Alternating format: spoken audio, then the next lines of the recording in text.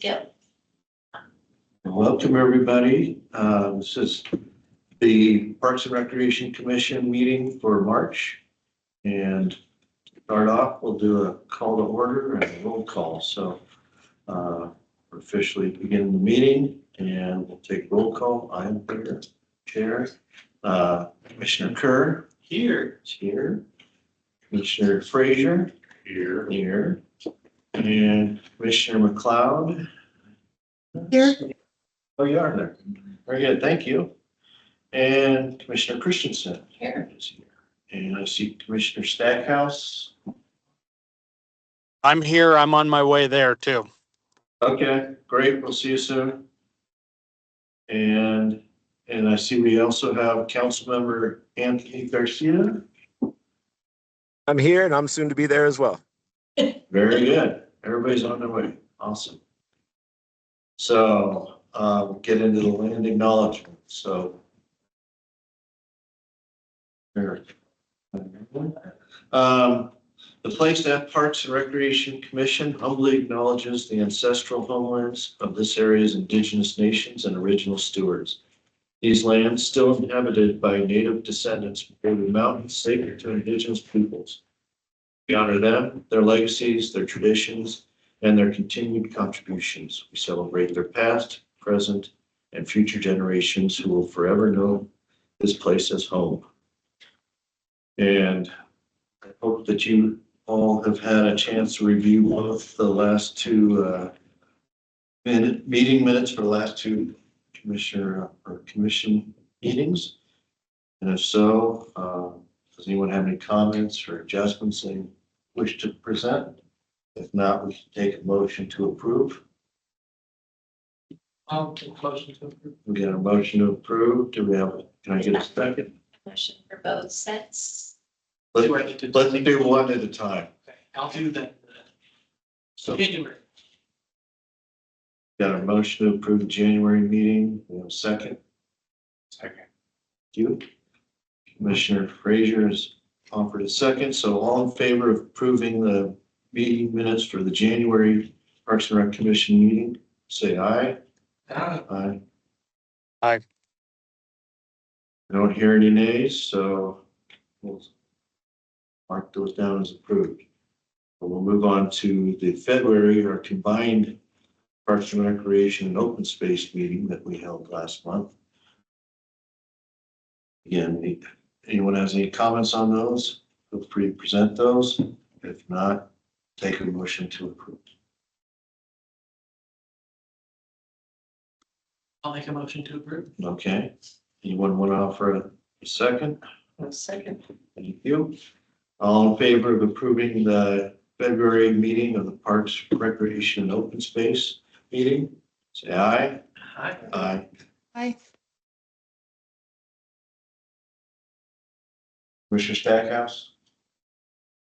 You may be in transit. Aye, sorry. Oh, thank you. So we have a motion and a second to approve. So those are approved. Thank you. Commissioner Stackhouse.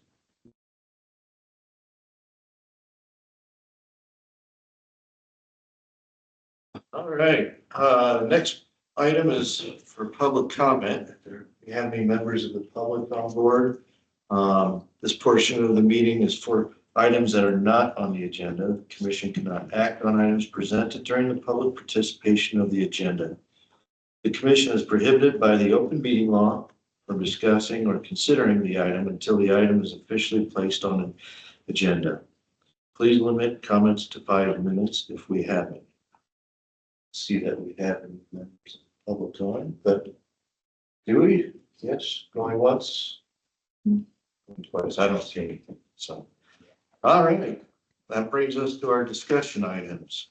Discussing item 6A, BIA grant proposal for Smoke Rise Park basketball court.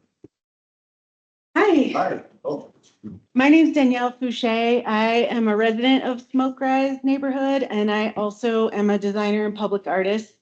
And I am working on a grant application, or I put in a grant application with the for beautification and action grant in order to, you can go ahead and Sure. in order to repair and revitalize the basketball court at Smoke Rise Park. You may know that Smoke Rise neighborhood is on the extreme eastern side of town that, and it's a side of town that is economically and racially diverse area of town that's often forgotten or, you know, doesn't usually get as much attention as other parts of town. I use this park all the time and I never see people using this basketball pad. Even though they're using the, you know, the playground, the basketball pad is 1,600 square feet of just a big concrete block that is old, cracked, uneven. There's grass growing around the edges. It's just bland and boring looking. And I wanted to make it more interesting and exciting for our neighbors to want to come and use this part of the park more often through putting repairing the concrete and then painting a mural on it. If you want to. Sure. So recently in Flagstaff, the beautification and science, I can't remember I can't remember what it stands for. Beautification Arts and Sciences has done two projects here in Flagstaff, one in the Cheshire neighborhood, painting a mural in the median in the neighborhood, and then one in the parking lot at the Flagstaff Visitor Center. And these are both on asphalt, which is even more difficult to paint on than regular concrete. And also these have, you know, vehicular traffic, which the park wouldn't have. If you can change it to the next slide. These are really popular all around the world. You can see here's some examples in Springfield, Ohio, is a picture of some local teens painting a basketball court in their neighborhood. You can see an example in San Diego and an example in Paris, France, where that has become like a huge tourist attraction there. So, you know, I wanted to be able to show you guys how easy and doable a project like this is. I have a lot of experience with murals. I have a lot of experience with public art, and I'll go into that in a second, but you can go to the next one. The materials and maintenance needed for a mural like this on the concrete in a park that's not going to get driven on. I'm sure you guys are concerned about longevity and durability in a public park. Sherwin-Williams has the Pro Traffic marking paint that's designed for horizontal surfaces, that it's designed to be driven on. The lifespan of that in a normal situation is 7 years. So my estimation is that it could last up to 10 years since there won't be vehicle traffic on top of it. This paint is also UV resistant and designed for high traffic, like I said. And then there's also an option to put an anti-graffiti top coat. But it's definitely optional because usually murals don't get vandalized with graffiti. And then just to give you an idea of my background, so you can kind of get a sense of like what kinds of projects I've done in the past. You can go to the next slide. When I lived in Phoenix, I started a organization called Phoenix Mural Project. And as part of that, we did two citywide mural festivals that used more than 80 local artists, Arizona-based artists, and we added more than 110 new murals to the city of Phoenix. And you can see there, I'm standing with Mayor Gallego and a volunteer at one of the festivals, and you can see some of the kids enjoying the festival and someone painting. And I won the Mayor's Art Award for community innovation for that work. And then in the next slide, you can see just a variety of different materials that I'm familiar with, steel and acrylic. This piece on the left is a sculpture that's in Bellevue, Washington. It somehow became so popular with the public that it was designated a Pokey Spot in that AR smartphone game. And then Tempe Town Lake. And then every couple years I do a fence in downtown Tempe and have 40 or 50 community members come and help install it. Anytime they're doing like construction around a property, they put a chain link fence and it usually looks kind of tacky. So we do that.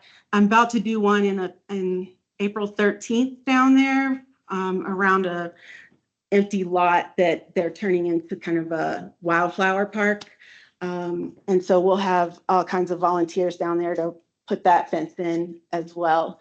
But I just wanted to really quickly go through the project idea and give you some background on what my skills are, and get your questions and ideas as far as what you think a project at Smoke Rise Park could be. I definitely am planning to engage with my neighbors, invite the kids to come and draw out their ideas in chalk on the concrete pad in advance of the actual painting day, and then have a big community like potluck and paint party, in June or July when it's nice out and kids are not in school. So I'm happy to answer any questions you guys might My have. question would be is what's the process? Do you come up with a design first, like working with kids in the neighborhood and then work, kind of scale that and then have them work it out in chalk? I think that's what they did kind of out in that Cheshire meeting. Yeah, that's kind of what I'm thinking, is that we'll have like a day in May where kids will come out, families come out, talk about what they want to see, give everybody some chalk and let them like draw out some ideas, talk about what kind of colors they like and all of those kinds of things. And then I have a contractor who has agreed to, I can't remember what he called it, like float the concrete to get the cracked and smooth it out and make it more Gonna do an epoxy. level. Yeah. And then I'll come in and do the real drawing, and then we'll have the paint day where, it's kind of it'll be paint by numbers where kids know that, Right. this bucket of paint is number 3. So I'm going to paint number 3 in these spaces, It's gonna stay a basketball court though? Yeah. I'm sorry, did I miss the funding? Where's? That's where I put in a grant application to the Beautification and Sciences office. They have a Beautification in Action grant that they provide to community members to do something in their community, bring art to their community. We do have Corey Woodall with Beautification Arts and Sciences online. Corey, do you mind introducing yourself and helping answer any of these questions? Yeah, hi, I'm Corey. I'm a project manager, administrator for Beautification Arts and Sciences, and I am the person organizing the Beautification in Action grants, which is a program that we offer twice a year. This year, we've increased the funding amount per grantee to up to $7,500. I believe Danielle has applied for $5,200, so well within our capacity to support a grant like this. And what we need to move forward with her project would be the recommendation of the pros commission here to support her project. And then she's going to present to our own Beautification Public Art Commission, where they will have their own set of questions for Danielle. But knowing that pros is in support of the project, will go a long way in moving it forward. Very good. So with that, does anyone else have any other questions or comments or? It doesn't take away from anything. Or like what is there any potential downside, just that we have? I don't think there would be, but I don't know. It provides an improvement to the current concrete slab. Yeah. With the contractor aspect on floating it, filling in any cracks, anything like that. Basketball hoop remains, and that is, if I'm not mistaken, it direct buried in the earth, not in the concrete slab. That's right. That certainly helps, especially if we need to replace that piece of this. It's just a recreational, like almost not even a half court size Yeah. basketball court. It's a place to shoot hoops. And I'm not sure if the neighborhood uses it in any other ways. And you can see with this image, it's not even striped for anything for a basketball court today. So I don't feel like it takes away any uses or changes any current uses. I think the only concern, which Danielle's addressed, would be from a parks maintenance lens. So from Gino's team, like, how do I maintain this then in the future when it's got this new mural, essentially a mural, for lack of a better term, or some art on top kind of thing. If someone were to hit it with graffiti or do any type of vandalism. A lot of times that's where, in circumstances like this, we'll want to work with the artist that's been provided the grant and group on anything like that, if something has happened. So there's a precedent for that? Like with the Parks Department working with the artist, if graffiti's happened? Yeah, and I put in the grant application, that I would be happy to touch it up if necessary. I live like a block away from there, and wouldn't be too much trouble to touch it up. But like I said, the studies show that murals get less vandalized than places that have been left like that. Right.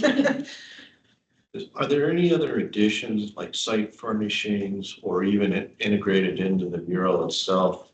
Like other games that could be integrated into that to be, it's just an open. Yeah, that's a great idea. I mean, we could see if the kids want, I don't know what kind of games. Like hopscotch. Yeah, we could put hopscotch or other kinds of, You could stripe it for pickleball and make everybody's day. Yeah, I'm just kidding. That was a joke. you guys would have to put the net in. That wouldn't be me. But I definitely would want to paint the basketball key and the, a 3-point line. It's 40 foot by 40 foot. So it is smaller than a real basketball court, but, Can still fit a key though, for sure. yeah. I don't see we could dig for another 5 minutes and try to find a downside, but I don't see how painting something pretty makes it bad. Yeah. No. And I live in Christmas trees, so not Oh, quite you- so nice, but yeah, it's cool that there would be color in that like area. Just, Yeah. I'm on the north side, but still, like, to know that there It's is the closest public park to your neighborhood too, isn't it? You've got the forest in the backyard. yeah, Yeah. but yeah, no, it is. So someone who lives near there, hell yeah. So, Well, I'd like to present a motion to go ahead and as a commission and support this funding or this grant and moving forward. So with our support to this, so all of those can get a motion to approve. I'll make the motion to approve it. Anyone want a second? Second. We have a motion to approve and support of this. So all in favor, say aye. Aye. Those opposed, say nay. I don't hear any opposition, so we're in full support of your effort. Thank you so much, and I definitely will keep Amy in the loop so that you guys can come out and join us for some of our activities. I was just gonna throw out there, if they don't give you enough funding, Arizona Community Foundation does a grant cycle every single year. And this would be you'd be a shoe-in, Oh, really? yes. I'll write that down. I also have, I just brought 3 copies of the grant, write-up that I submitted to the beautification. Thank you. Okay. Corey, anything to add to the process after today on this one? No, I don't believe so. If BPAC, our commission, ends up having questions for pros, whether that has to do with the functionality of the site, the safety of the site, something that's more for parks, we'll come back to you with those questions, but as of right now, I don't have them. Okay, perfect. Thank you, guys. And then just to add for commission and for Danielle, the aged 2 through 5 play structure at Smoke Rise is scheduled to be replaced. That occurs in April. So there'll be some activity out there in April and a brand new play structure that color scheme wise will match the older age group, the 5 to 12-year-old age group play structure out there. Okay. I'll make sure, I'll look at those colors and see if we can. Right, integrate yeah, everything together. perfect. Awesome. Thank you for presenting that. Thank you. Very good. We'll move on to our item number 2, item B, which is recreation center maintenance work in April and May. All right, so for that, I didn't do any slides or anything like that. I just wanted to just talk to you guys and just kind of tell you what we have coming up. So here at the Aquaplex, we'll have some things rolling. We're gonna get the siding project started here at the Aquaplex. And so that'll be kicking off here hopefully in April, and we'll go a couple months, but we'll get the whole siding replaced. And then while we have the closure here at the end of April, we're going to be looking at the locker room. As far as the cabana, we're going to close off the cabana, and we're going to be looking to redo the flooring, because we're trying to figure out a product that will work in the locker room areas with all the moisture and everything else, that doesn't get under like the current epoxy flooring and pops it and makes it peel, and obviously the aesthetics of it, but then also it doesn't work in terms of just being safe and porous, so it's not slippery and slick and everything. So we're We don't gonna have be an looking option into right now, or what's that? are you leaning towards something at this point? or- Well, we're working with maintenance, with facility maintenance. We've been thinking of just going straight to the concrete and seeing how that goes. And then there's also a product that's out at the core facility that's in the bathrooms that we've been looking at. And so as we approach, hopefully we'll narrow down to actually which one we're gonna do, and then give it a test run and see how it works. And if it works, then we'll be looking to do the whole cabana, the locker room side the same way. And then we also have a hot tub filter here. It's a fan filter. It's been it's the original filter that's 15 years old, 15 plus years old, and it leaks sand out of it. And so it's constantly shutting down the hot tub, and we have to go in and get that clean. But we do have one that's been ordered and in, and so during the closure, we're gonna replace that filter. So hopefully we'll be good there as well. Are you staying with the sand filter? or- We're staying with the same one. As we looked into trying to switch some different ones, it was gonna be tough to kind of integrate with what we have. It would have been a bigger process to try and get a different filter to integrate with this current setup. And so we're gonna go, it was recommended we just stay with the same one. So with that, hopefully we get a good another 15 plus years out of it. So we should be good there.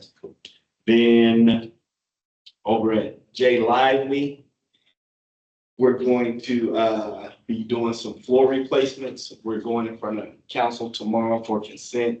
And last year we replaced like the hazardous areas where there were tripping hazards and everything. And so this year we're doing the rest of the flooring, because the current flooring, a lot of it is recycled material. And so that recycled material was just getting chewed away with, skates and everything else. And so we'll be coming up and starting on that hopefully here in April as well. And then currently we're getting like the descaling of the cooling towers done. So that was something that was recommended by facilities, and we're getting that done right now as we speak. And so once that's complete and clean, we should get, 1 to 5 years before we have to do it again. Hopefully it'll be more on the 5-year side, but we'll certainly see there.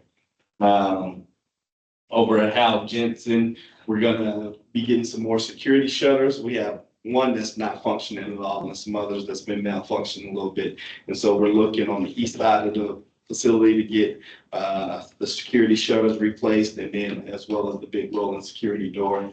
And so we're currently gathering the quotes for that, but looking forward to getting that in and getting everything functioning properly again. And then over at Joseph Montoya Community Center, we got like a window going in that's being repaired right now. But other than that, that's kind of what we got coming up as far as the facility projects. And then once we get to the new fiscal year, one of the big things we'll have is the Verkada cameras that will go into all 4 facilities. And so we'll start trying to get to work on that. So as soon as we hit the fiscal year, we can go ahead and get that into each side. What are those again?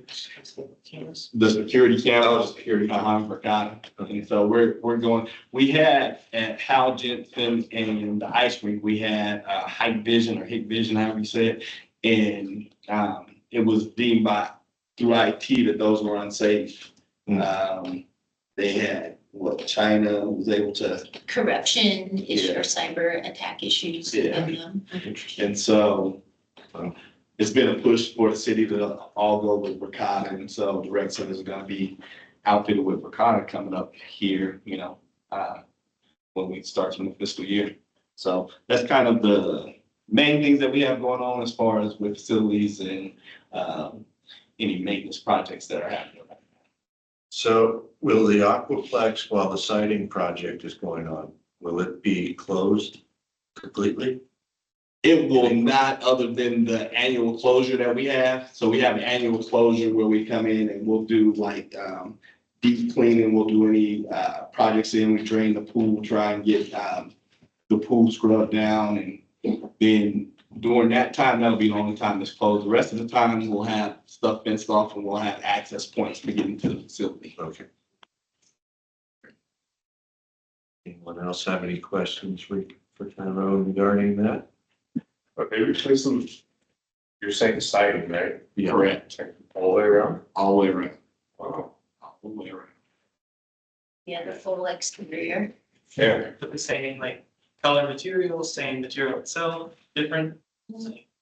Still a siding product. We are going with a metal from Western Metal Roofing that we picked out. Because what's there now is a cementitious board. It's probably about 1/4 of an inch thick. There's severe cracking, fading of the product, especially on this western face, severe cracking that's could be causing water intrusion. We don't know from the outside. So we've picked a metal siding for the full thing.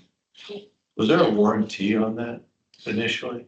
There probably was, but again, the building was constructed in 2007 with an opening in 2008. So it's been quite some time, I think, Yeah. for even an exterior warranty. Thought that concrete board was supposed to last forever. Right? I'm serious. Not in Flagstaff, apparently. Yes, a really large capital project that we put forward last budget cycle that was approved and that our partners in Public Works are delivering through their project management team. Okay, so that's different. Because I was like, that wasn't discussed last. As part. It Our- wasn't, yeah, Okay. correct, But 'cause it's it's not in our It's funding. through the general fund? Like how? It is being okay. funded through general fund. Okay. Yeah. Sorry, I was just trying to. No, yeah, great question. Yes, so not funded through BBB recreation or the BBB tax. Okay. Yeah. Interesting. Yeah.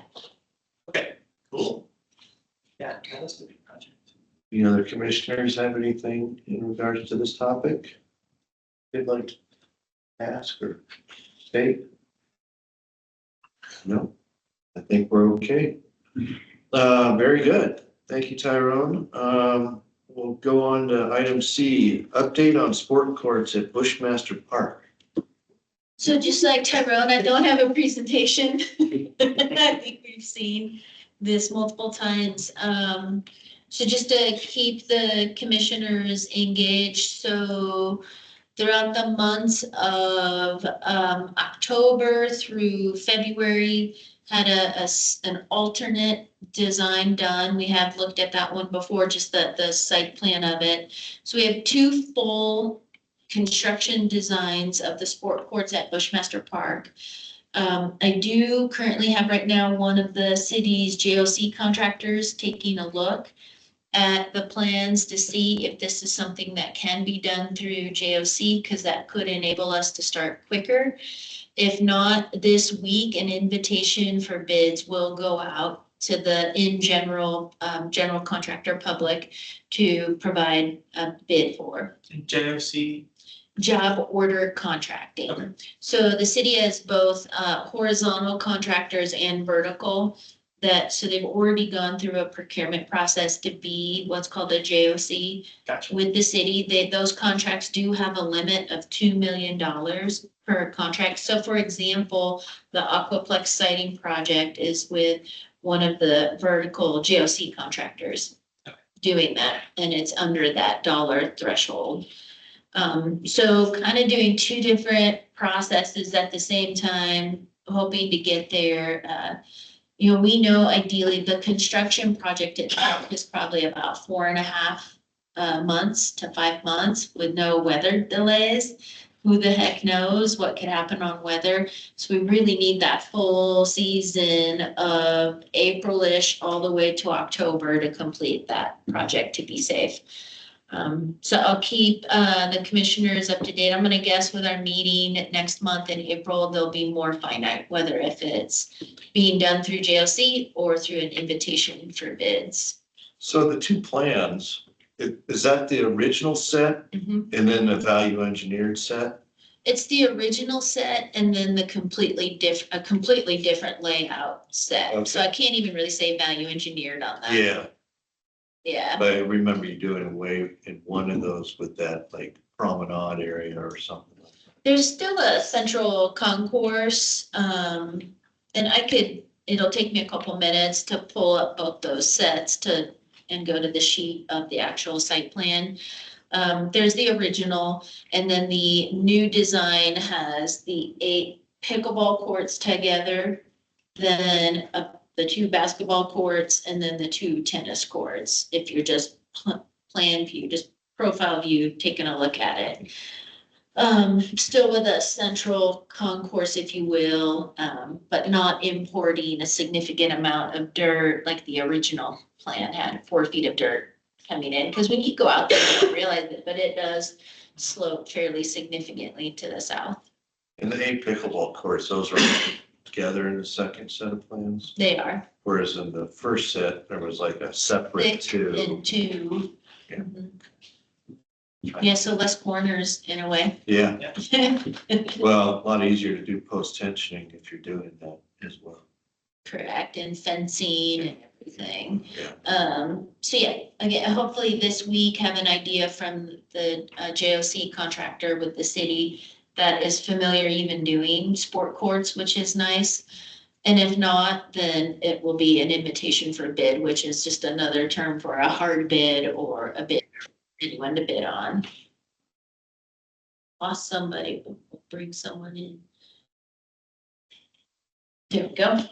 So yeah, nothing to display or show, but that's where we are on that one today. And April's gonna be here quick, so we're moving quickly Yeah. on that one.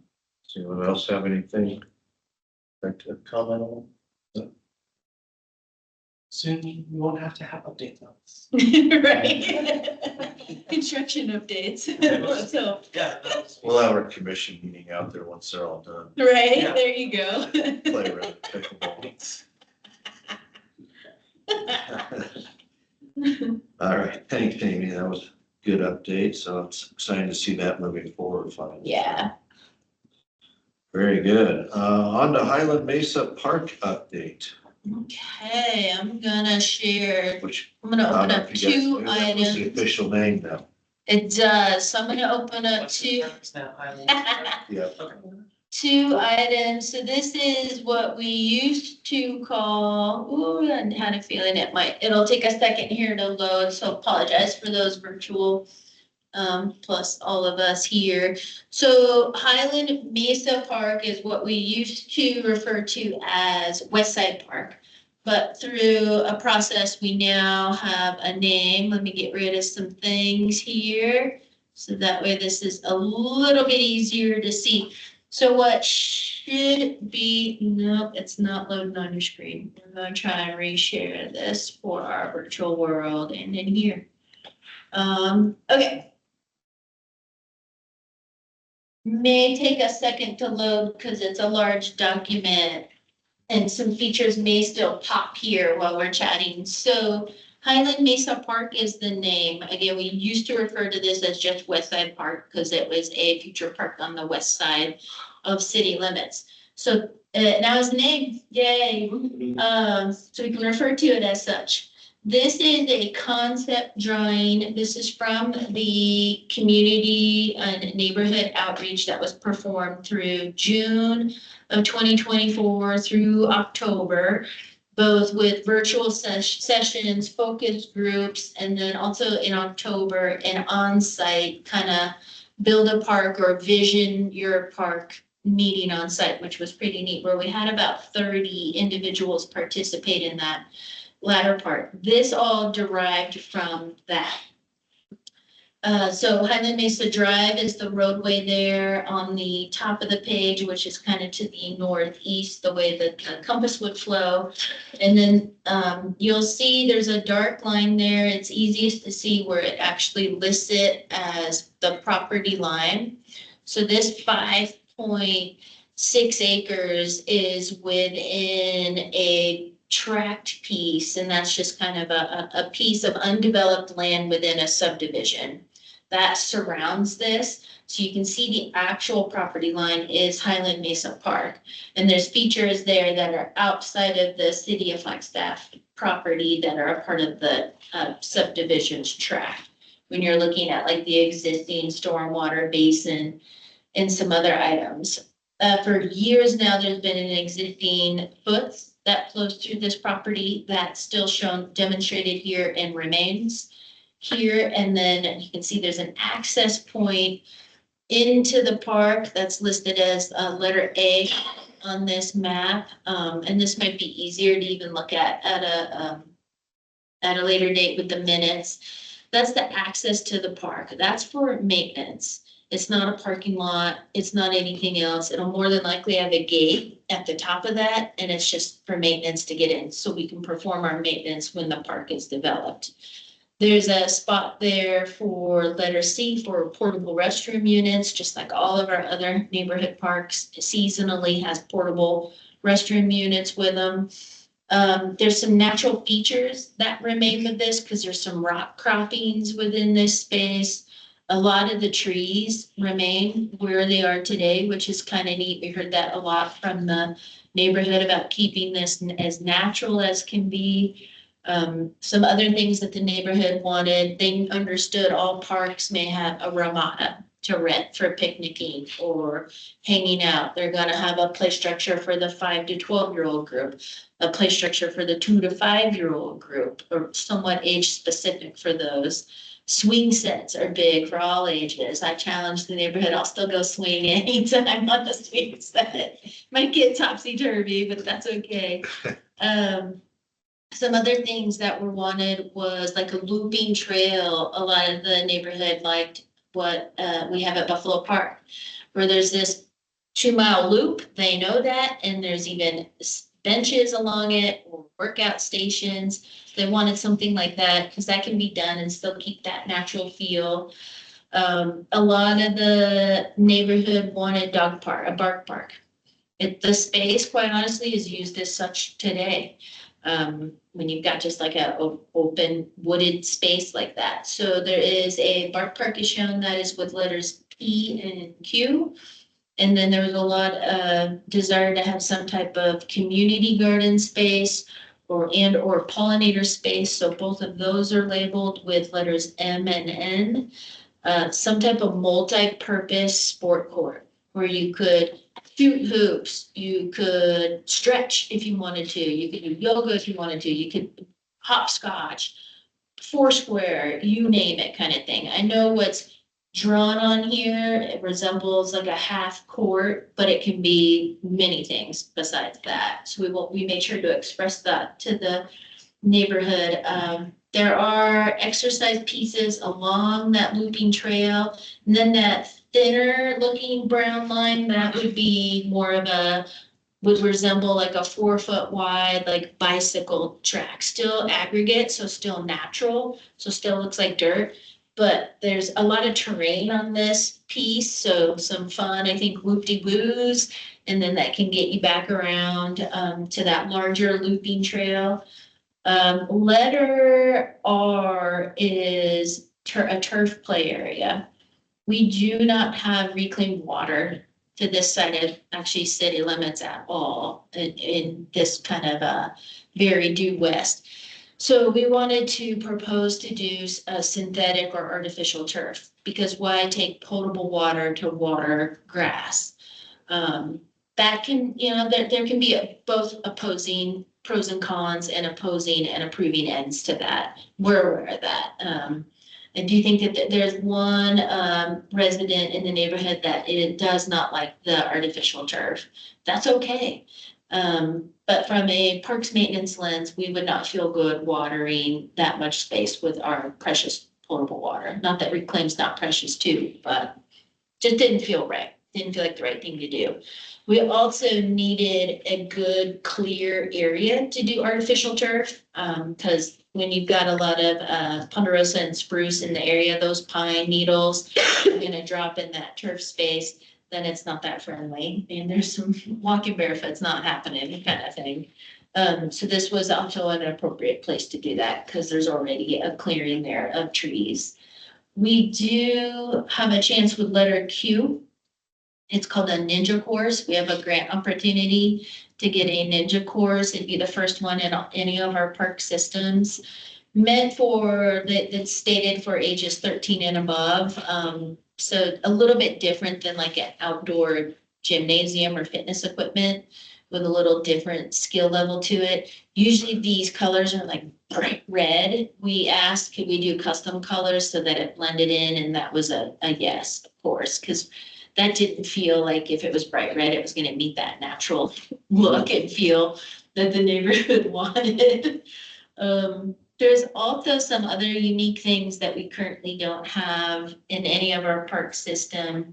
There's like a slack line and a hammock area that was coming in big from, especially with some apartment complexes nearby that may house a lot of NEU students, professors, or younger adults.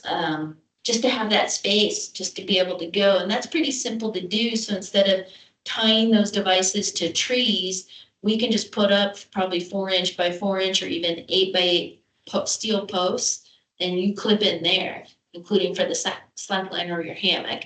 Then we're also not possibly damaging any trees or bark. So that's in letter H, I believe, or not H, I. Over there in the park. Yeah, it's got some really neat features. It still meets those needs of being natural, but still providing those recreational amenities that any neighborhood park has. And then sprinkles in a little bit of things that we currently don't have today. So it's a lengthy process to go through. We have this concept design now, which is currently has been submitted for application at the city's design review process last week. So it's tracking forward. Community members saying anything about park? No. No. Especially with multimodal ways to get there. No. I am gonna zoom in though, because with that comment, Commissioner Stackhouse, let me zoom in. It may take a little bit here to load. You'll see, so here is the roadway, there is Highland Mesa. My mouse is running slow. Right in this area, there's a sidewalk along Highland Mesa that then connects and it drops down and connects to the urban trail. That exists today. Then there's no sidewalk. So we now know where the sidewalk ends, right? So we're proposing to continue there, you'll see it's listed as a new 15-foot easement, and you see this gray piece here. We're proposing to continue where the sidewalk ends, to continue into this kind of maintenance entrance or main entrance to the park. That way, it's not forcing individuals to hop down on the foots trail that exists today. Instead, it's that direct shot to get you there. That way, the neighborhood has the direct ability to walk or ride a bike and get directly to the park. So neighborhood parks, they're not ideal for a parking lot. No, I'm not saying parking lot, but like along the roadway, can they park, like where T is, can they park there? There is no on-street parking allowed on that road. Yes, So visitors will be parking in the neighborhood. possibly, but also the idea is that, it's a park for that adjacent neighborhood, that 10-minute walk or ride to a park. Yeah. You've got the bus trail that goes under the highway to Mhm. connect to University Heights as well. I was only curious because of your ninja course. Because of the ninja You know, course, like yeah. before we were talking, it was like, oh yeah, this neighborhood park, Mhm. probably not many people, but Yeah, it may get bigger. yeah. And as this project develops and goes through design review and then becomes a set of construction drawings, I can tell you from a project management lens, if there's an amenity that needs to drop off for budget purposes, it's the ninja course. Right. I know we don't have one. Grant funding for There is grant funding, part of it, maybe not all. maybe not all of it, site work, digging, all of that. That would be the first thing from a lens, I would say that goes. Because that would be also is more of a destination type amenity when you don't have one everywhere and word gets out kind of thing. And then other than that, I'm not sure where like additional value engineering ideas would come from, because a lot of these other features aren't difficult or incredibly expensive to install. I do have a second page here. Hang on, it echoes me. If it will let me get in there, it will. These are some additional details that have been provided about kind of the feel and what to expect. So even for the playground structures, we're looking for things that are more natural looking. It would not be the red, white, and blue type colored play structures, including even that sport court. We can paint it whatever color is ideal and fits in best. We've done some things that are more that sandstone color or green, you name it, something that will fit in. But it was just to give an idea that, and there is a picture there of a ninja type course with as minimal of the bright red as possible, and some exercise stations and all sorts of cool stuff. Yeah, it should be pretty neat. Cool. Yeah, Thanks. Well, I like the concept. right, I Yeah. know, agree. Name. Yeah, I agree. Did you get much response from the community once they had a chance to review these? So as promised through, and I know that Diane Bullock with the local residential association is online. What our team promised, including with the group that did the facilitation, was that we would go back to the residential owners association and present this. And we did that last month in February. My months are blending. Just as a promise, it wasn't in an effort to begin changing a bunch of things, because we went through that process. We found out what do you want in your park, and now it's time for this of it. And that was at the time where we got some feedback. There's one resident that does not like the artificial turf at all. They don't feel like that aligns with a natural look or feel. And they do not like the basketball court either, or sport court, multi-court. They don't think that also meets that natural feel. But other than that, I think majority of individuals were really excited about this. Staff is working with that residential owners association regarding both the needed easement for that sidewalk that's shown there that runs along Highland Mesa Drive, as well as letter A for that access easement into the park itself.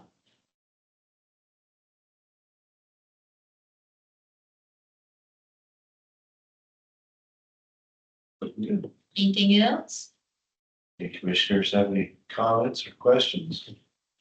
So just to reiterate, so it goes through the review process with, say, which group again? It's internal, it's city staff, it's the design review process. So it goes through the design review process. They pick it, how can we fit it into the budget, blah, blah, blah, blah, blah. And then does it? No, they're looking at it from a design perspective. Okay. Yeah. And then, once they approve it, it's like good to go, or does it come back here? Does it go to city council? So then construction drawings will be created, so the actual plans themselves, because this is just conceptual, right? Those are created, then we need to send it out to bid or do some type of procurement process. And just like the sport courts at Bushmaster, it could possibly go through a JOC contractor or be an actual invitation for bid. The budget dollars are already there that we have, that's through BBB rec, because this was our top priority a handful of years ago. And yeah, what would go to city council would be if we did that invitation for bid and Tyrone Johnson LLC bid on it, I need to go to city council because that contract's going to be greater than $100,000 and seek city council's approval for that. If it was a JOC contractor, that procurement's been done, does not require going to city council for. Okay. Yeah. Cool. That's helpful. Yeah, absolutely. Great questions. That's it. Could be a challenge. That will be a challenging project. Well, just knowing the grade, when we got 50 feet of fall across that short site. There does, and that's another good thing though that you bring up, chairpersons, is down here by the directional arrow. That's the commercial development. So that's where Staples is located and some other commercial activity. But you can see that property line, it's pretty clear and away from that. There will not be an entrance to this park from that area. That doesn't mean that people won't try to park in that commercial district to get into the park area. One idea we have there, and it's displayed, is a 2-rail foot style fencing to note this is the parks area. That also helps that ROA, that Residential Owners Association, to know it delineates this is their tract property and this is the park. Kind of for any maintenance needs or property ownership and property tax needs on that. It is pretty far away though from that commercial subdivision and upwards in terrain too. So there will not be a set of stairs to enter that. There will not be like an opening or an entrance there at that point. But there is. There is today. Go, I just. You brought it up, so now I'm gonna ask you a question. It's not official. It's right there, right? Isn't that where that road, like, it almost looked like that road was. There's a public utility easement there because there's a sewer main and a water main there and electrical too. But you'll see that's where it also calls out that 2-rail foot style fence along the property line. Yeah, you can't get to the actual sidewalk because there's no direct, it doesn't meet up with the property line. We're showing a trail. That's where all those people sled though. Yeah, That is. That. that's why we're putting the foot fence up there. Because it's not the city's property there. Yes, I'm having a hard time visualizing which way that. Physically fence is. where? Like, is that fence cut across where they sled? Does it go parallel to how they sled? Let me try to pull up a They split map. primarily in that utility easement, Yeah. so And that's, is that that's- the north. that's just north. So that runs just adjacent to the north property line.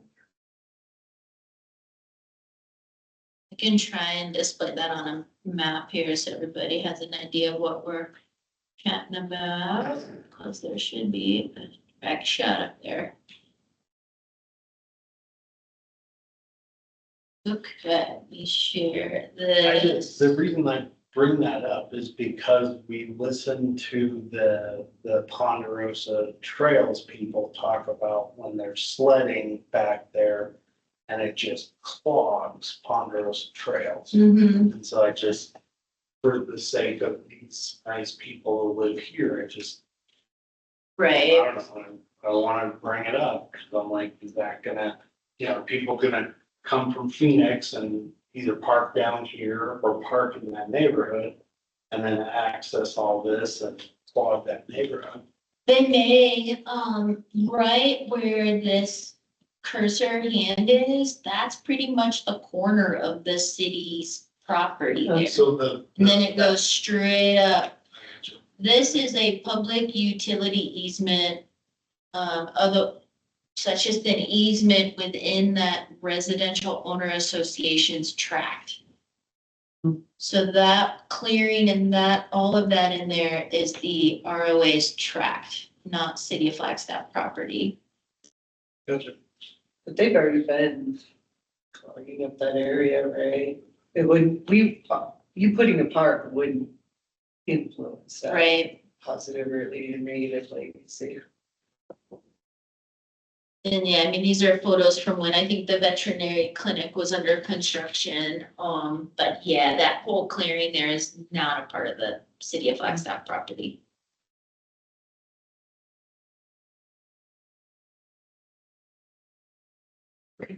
Anyone else have anything more?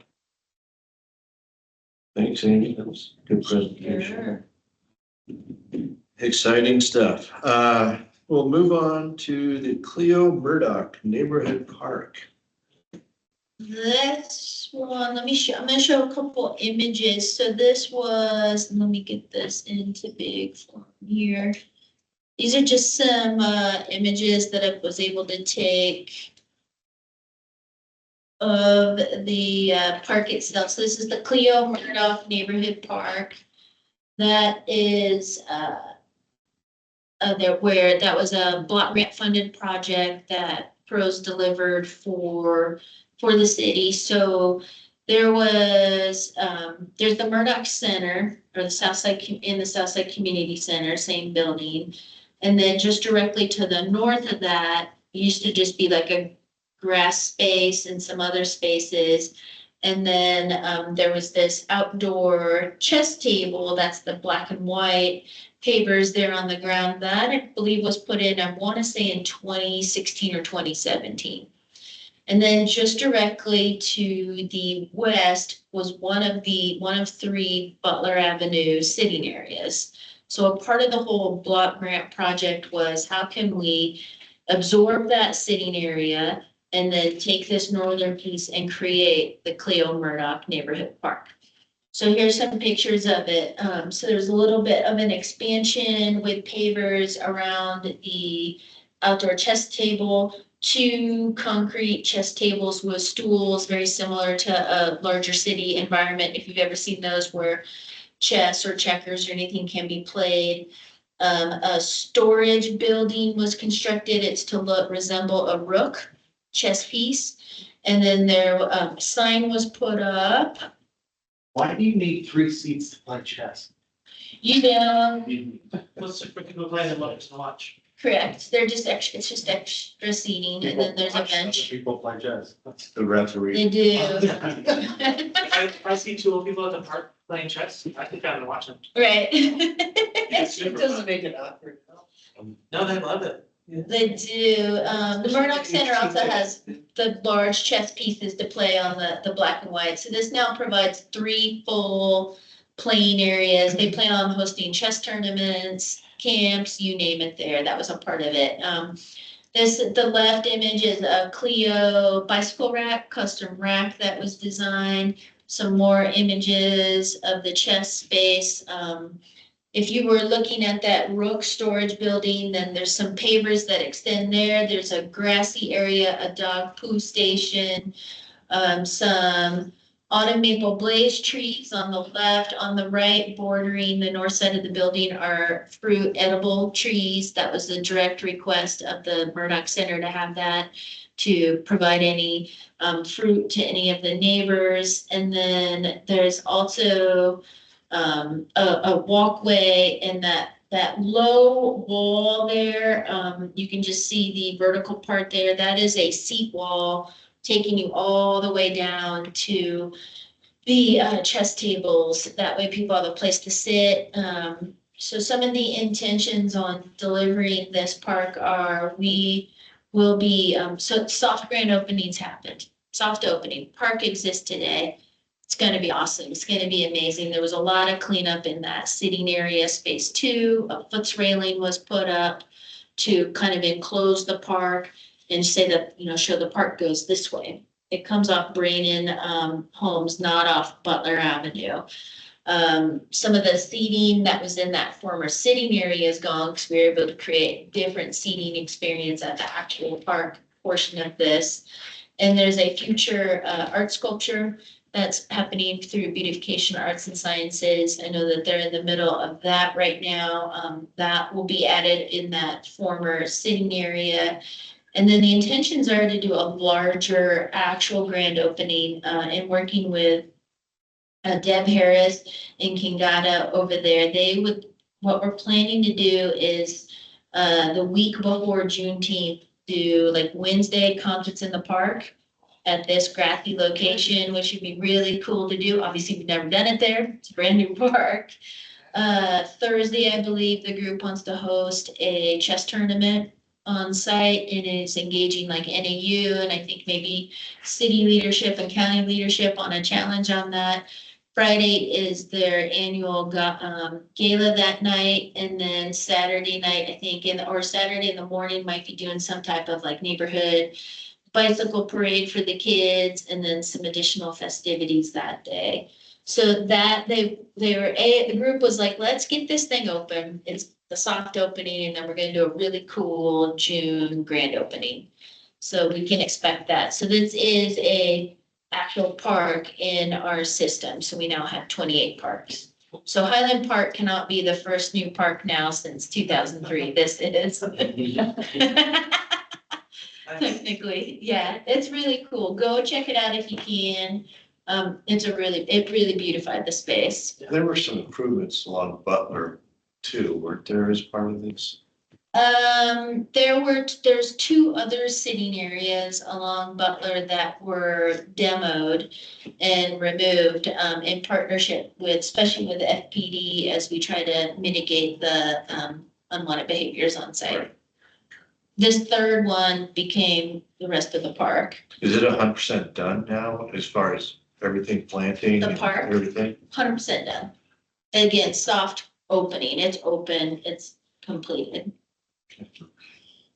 Did Cleo Murdoch play chess? I believe so. And I think a lot of chess was played when the building was the Dunbar School. Gotcha, okay. Yeah. Cool. History. Right? Right. Yeah, so go check it out if you can. It's really neat. Excellent block grant funded project. And again, I think there'll be a lot of traction as June gets near, especially with the concerts in the park there. That'd be really cool to do. Really fun. Yeah. Is this construction right there is still gonna be really gnarly though. Butler, Over. possibly. Yeah, I'm not sure where they'll be on construction on that. Overshadowed. Well, The noise. they're also doing some other improvements on Butler too, right? Capital engineering is, yes, Like San Francisco to Lone Tree or something like that. they are.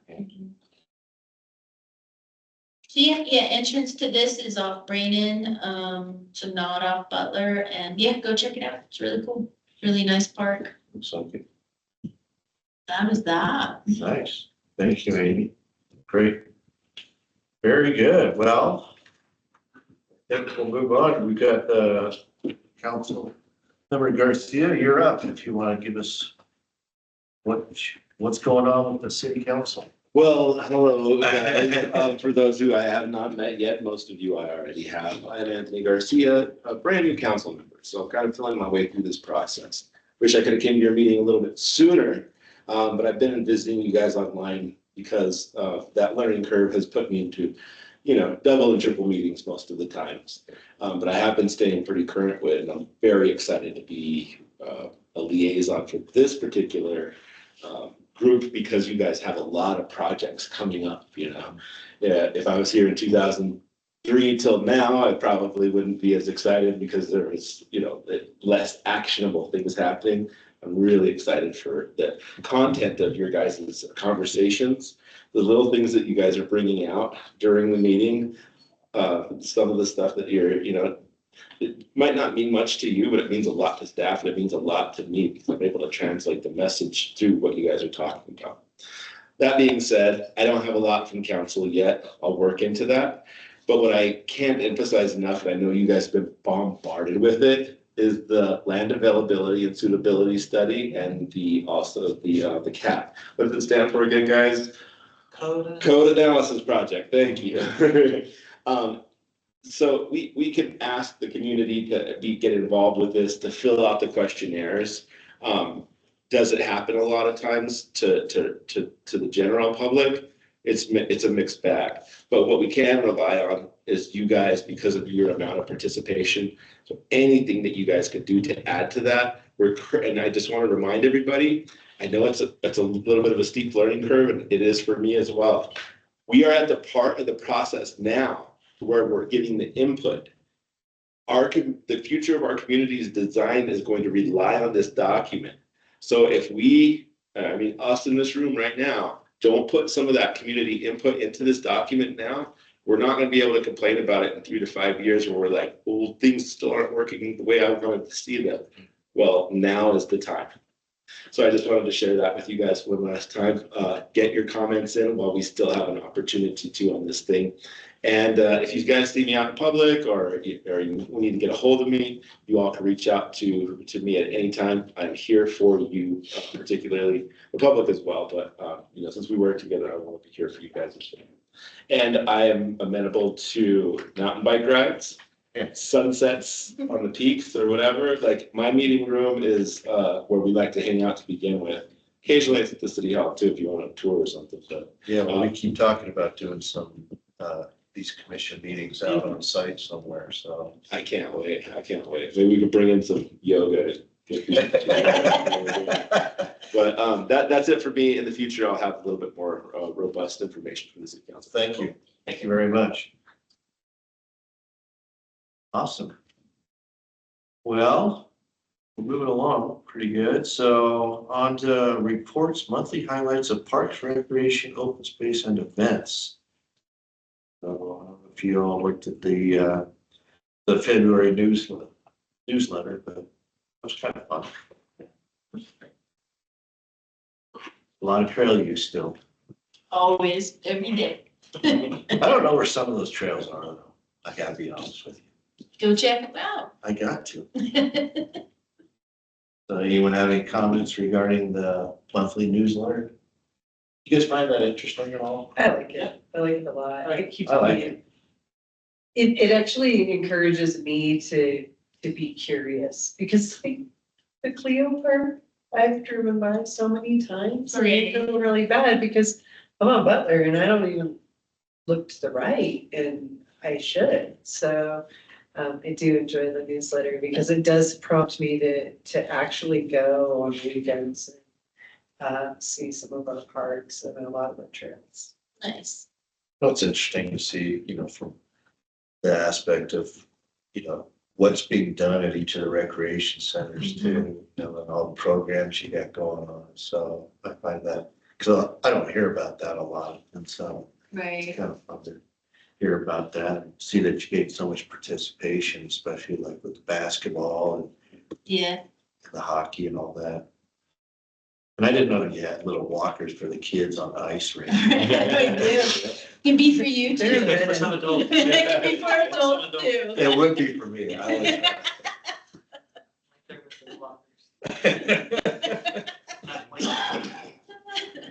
guess they're called skaters. I don't know what they. Those are interesting. So thanks for putting that together. And then information items to and from commissioners and or staff. I don't really have any information myself. Just so we can, is the next meeting gonna be a field trip? So we can talk about that, because that's kind of a combination of item 9 and 10. We could plan a field trip for April. And if so, I would love to do the future piece of Thorpe Park, including the future Indigenous Community Cultural Center, because I don't know if everyone has seen that. Plus, we have a lot of future beautification projects in and around that area. And I know that's why Corey with Beautification Arts and Sciences is still on. We have some neat things that we could express that might be happening in the future there. So it could be a real easy space to walk around. That's also not too far of a walk would be, obviously the Francis Short Duck Pond is there, but also those handball courts. That is also a current or a future BIA grant opportunity where that gentleman, Jason, talked about the painting murals on those. So we could check that out too. I think we could go inside the future Indigenous Community Cultural Center. So you can really see what that looks like, because you need to see what that's. Site and see, you know, that whole plan again of what. Right, of what was proposed and really get a feel for that space. And I know this is outside of our purview, but isn't a huge part of that Thorpe Park project being kind of, a lot of it's, I don't know how to say this, the Army Corps of Engineers, aren't they going through that whole park and redesigning that whole waterway? The Rio de Flag is there. There's not significant amount of redesign there. I mean, the Rio de Flag exists today. Right, I was under the impression from a community member that is on one of those water committees, Rose, who came and sat with us. She made it sound like that is an extremely robust project that they're trying to put together so that they don't have flooding in that, you know, Coconino staging area. The significant area would be to the north of the Benito Community Garden, so on the other side of Benito, just directly south of Flagstaff High School, not on the Thorpe Park property. Oh, okay. Yeah, the Rio de Flag does go through there, but there's throughout that entire water course, there's significant improvements in certain areas, not the entire thing. Because isn't it that they're south of Francis Short Pond, everything in the Rio de Flag gets converted into a box, or Correct. diverted into a box culvert. Correct, yeah. Yeah, So is that curtailing the timeline for the Thorpe Park, all that? Has none of that has nothing to do with it, and outside the property line, yeah. Yeah, no, but good question. But so that could be ideal. Now in April, I want to say it's April. I want to say 17th. Let me double check that.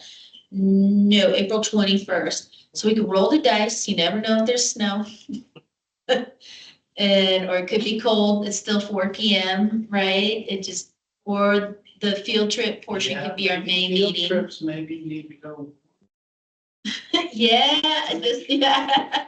So we could, we'll create the agenda based on when the field trip meeting actually is. So it just depends on if we'd rather have that in May for maybe more enjoyable weather than April could be. At one point, the Cheshire Park expansion and maybe touring that and seeing how the designs are coming along for that as well. Yeah, that funding, remember, doesn't exist till July 1st, so I don't think that's an appropriate agenda item just yet. Okay. Yeah. You mentioned that. I Yeah. thought you said there was some design work going on with it, so. The topo survey and geotech performed on site. Yeah. So yeah, it just depends on what the commission would like to do. Or all of those agenda items associated in that area could be at the May meeting instead. I'm down to walk when it's cold, but I'm in the minority. Right. But I love being outside, so we'll take that. Want that option anytime. The way it's going, you never know. It's supposed to be in almost 70 degrees next week. You need more snow. I have to put snow in No, I'll take rain. Thanks. Yeah. Love it. Give me some rain. Yeah, let me know, because that'll help create the agenda. I know another future agenda item is to have our park ranger come make a visit. Thomas McKenna is his name, so he wanted to be able to do that. So again, that can be in either April or May, depending on if we're field trip or not. Because a field trip, remember, we won't have this set up, right? We won't have a virtual component at all. It'll be physically in the field that way. You say that like that's a bad thing. Just as a reminder. Totally okay not having anything electronic. Right. Is that a little park over by the Route 66? You know where you can take the back way of the mall? I do. And there's a park down There's there. like a Route 66 kind of memorial. Yeah. area. Is that part of the Parks and Rec, or is that? It is. There's the Foots Trail that goes through there. The Route 66 trail goes right through there. And then there are some items there that to commemorate Route 66 also. About to do a refresh on that. How do people, they have to walk? They do. That's ironic. Considering it's reasons. They do. Some of that might be a part of a future refresh on that Okay. through beautification. Yeah, I'm meeting with Jan on Thursday. Yeah. Cool. For the 100. Yeah, other ideas for agenda items, obviously in April, I can bring forward whatever the latest and greatest is on the sport courts at Bushmaster Park. I wouldn't anticipate any update on Highland Mesa Park, because that'll just be going through design review and then going through construction documents, which will take some time. We'll be in the heat of it with our recreation maintenance closures, siding project will be going on here. Any more playground replacements coming up? I know you mentioned the one out at, Both Smoke Rise and Mobile Haven, ages 2 to 5, are replaced in April. what do you think from a recreation standpoint?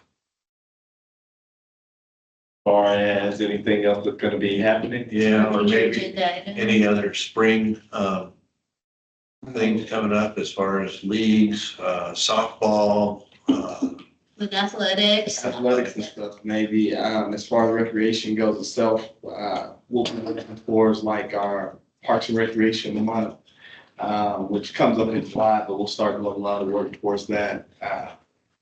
Getting with the theme and picking what each facility is gonna do.